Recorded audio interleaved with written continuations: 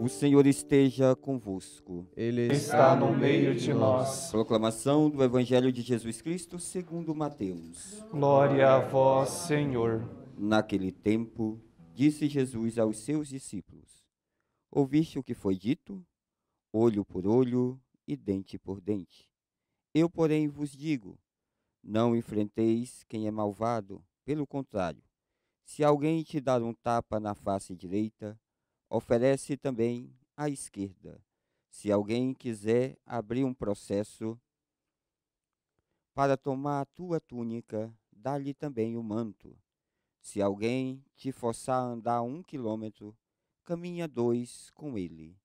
Dá o que te pedir, e não vires as costas a quem te pede emprestado. Palavra da salvação. Glória a vós, Senhor.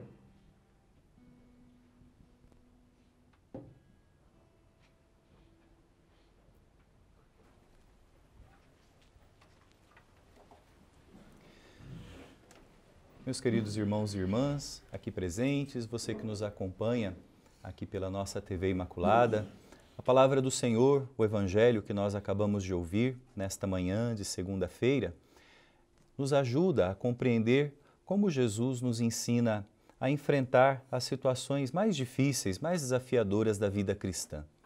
Você que me acompanha, você que ouve a palavra, Jesus nos ensina a responder a partir da perspectiva da fé. Como, diante dessas situações, nós podemos viver, como nós podemos orientar o nosso agir.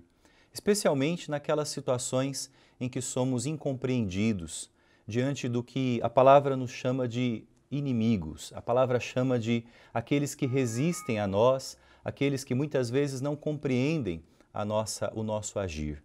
Jesus, ele nos convida a amar os inimigos.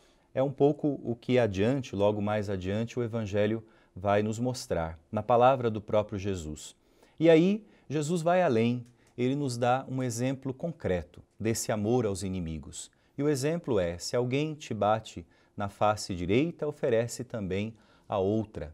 Como compreender essa palavra de Jesus? Como entender o que o Senhor pede de nós? Parece até impossível. Parece algo que vai além do nosso alcance. Inclusive, a gente pode até pensar que seja algo injusto.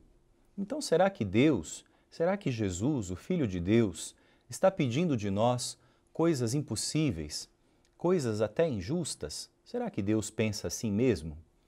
Para responder a essa inquietação que vem no nosso coração e que está aqui no contexto da celebração do próprio encontro com o Senhor, na celebração da Eucaristia, é preciso olhar para o próprio Jesus. Como Jesus age? Qual é a atitude de Jesus? É importante recordar que pouco antes da morte do Senhor, pouco antes da sua entrega na cruz, ali no processo injusto que Jesus vivia, sendo condenado injustamente, um dos guardas também deu um tapa na face de Jesus. E Jesus de que modo responde a essa ação, de que modo responde a essa violência? O Evangelho nos conta que Jesus questiona.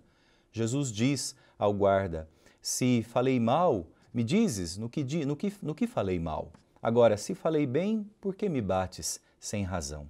É aí que a gente pode compreender o significado dessas palavras tão difíceis, tão profundas do Senhor, que nos chama a ir além. Diante da violência, diante da maldade, a tentação natural, a tentação instintiva da nossa vida é responder o mal com o mal, é responder a violência com mais violência. E de que modo que Jesus age? Jesus questiona o mal. Jesus põe diante do mal a pergunta: por quê? Por que razão?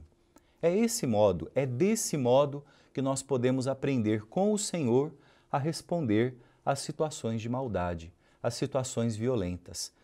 Jesus não pede que nós sejamos condescendentes com as situações ruins, que nós sejamos condescendentes com as pessoas más.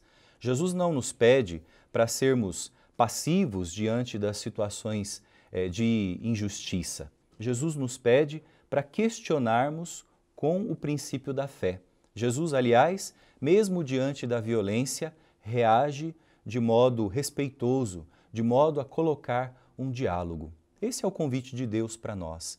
Em todas as situações de violência, sempre ser homens e mulheres do diálogo. Sempre ser homens e mulheres que põem em questão as situações do mal. E aí é possível abrir uma brecha diante das injustiças, diante das incompreensões e diante das maldades dos outros. E aí se torna possível resgatar o irmão perdido. É claro que isso não é fácil. Jesus mesmo, diante da cruz, Jesus mesmo do alto da cruz, nos dá mais um exemplo, perdoando aqueles que o condenaram, perdoando aqueles que o crucificaram. O exemplo de Jesus nos ensina também a ser homens e mulheres operadores de paz. Podemos também nos perguntar, mas amar o inimigo, como é possível? De que modo isso se torna possível? É importante recordar que todo pedido que Deus nos faz, tudo aquilo que Deus espera de nós, tudo aquilo que Deus pede de mim, de você, de todos nós, tudo aquilo que Deus pede de nós, na verdade, Ele nos dá de antemão. Tudo aquilo que Deus espera de nós, Ele já nos capacita, Ele já nos oferece.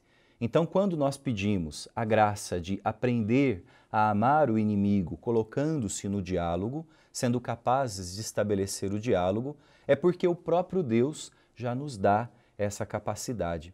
É como dizia Santo Agostinho, nessa oração que ficou bastante famosa: Senhor, dá-me aquilo que queres e ensina-me também a buscar aquilo que desejas na minha vida.